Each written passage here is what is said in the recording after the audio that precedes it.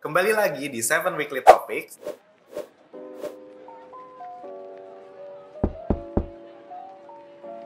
Dengan gue Albi yang bakal bacain topik-topik menarik.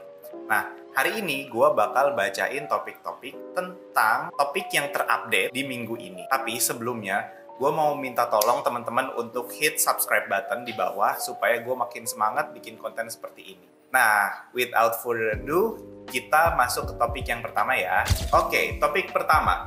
Microsoft stop layanan untuk Windows 7 dan Windows 8. So, dukungan untuk Windows 8.1 akan berakhir pada 10 Januari 2023. Jadi, sebagai pengingat, Windows 8.1 ini mencapai akhir supportnya di 10 Januari ini, di mana bantuan teknis dan pembaharuan software tidak akan lagi disediakan oleh Microsoft. So, jika Anda saat ini masih menggunakan Windows 7 dan Windows 8.1, Microsoft sangat menyarankan untuk upgrade software Anda untuk mencegah dari resiko keamanan dan mempengaruhi performance yang harusnya bisa lebih optimal di device kalian. Jadi, diingat buat teman-teman yang masih pakai Windows 7 dan Windows 8, per 10 Januari ini tuh udah nggak ada support lagi nih dari Microsoft. And then kita move ke next topic.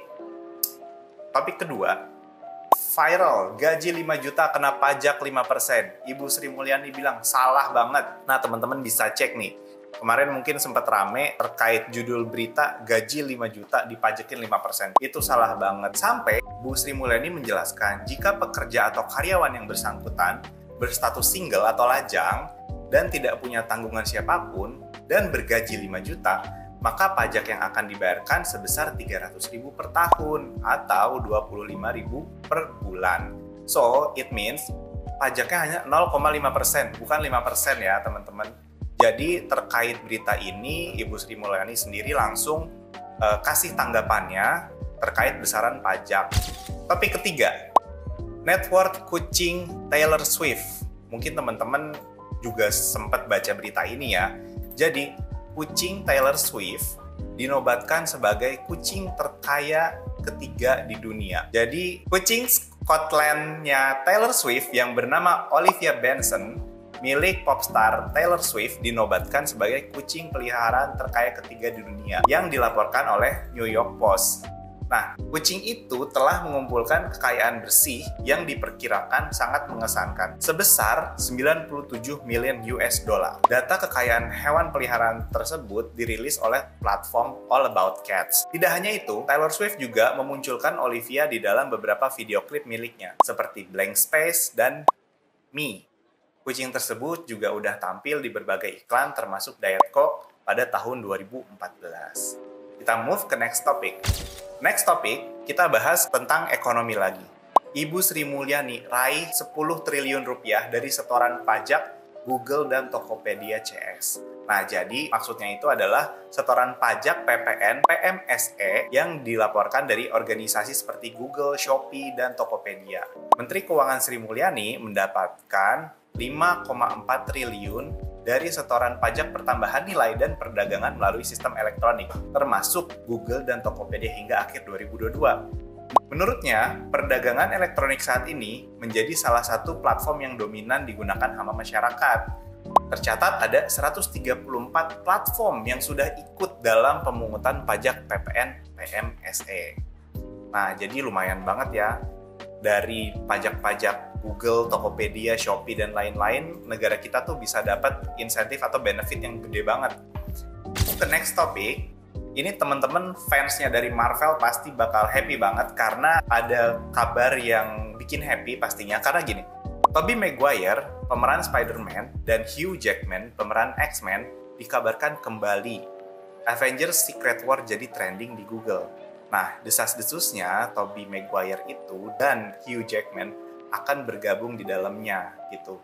Jadi, Tobey terakhir terlihat di Spider-Man No Way Home ya teman-teman, pasti udah nonton juga. Kalau fans Marvel Cinematic Universe pasti suka banget ngikutin film-filmnya yang menyatukan Spidey Multiverse. Jadi ada Spider-Man Tom Holland, ada Spider-Man Andrew Garfield, sama ada Spider-Man yang Tobey Maguire.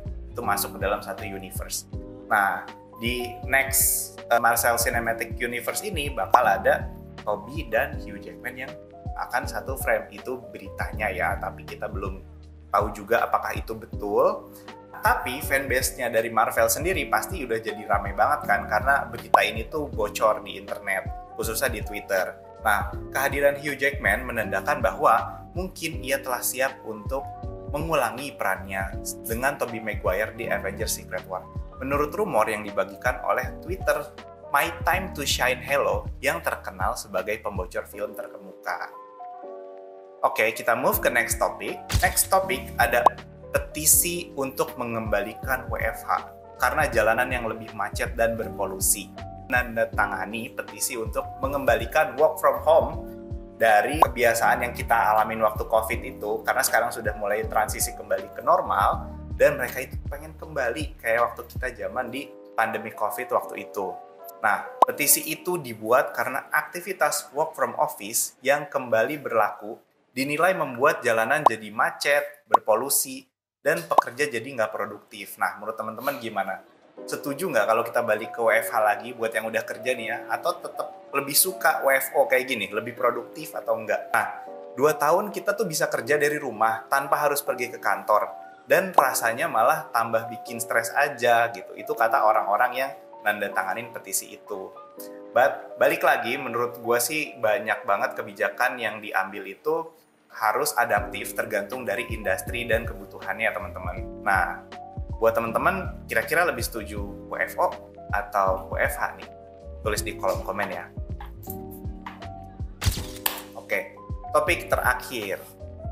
Kompak turun. Ini daftar harga BBM terbaru di seluruh Republik Indonesia. Jadi per 4 Januari kemarin, kompak nih, semua SPBU di Indonesia turun harganya. Mulai dari BP, Shell, Vivo, dan disusul sama Pertamina yang kemarin juga ikut turun.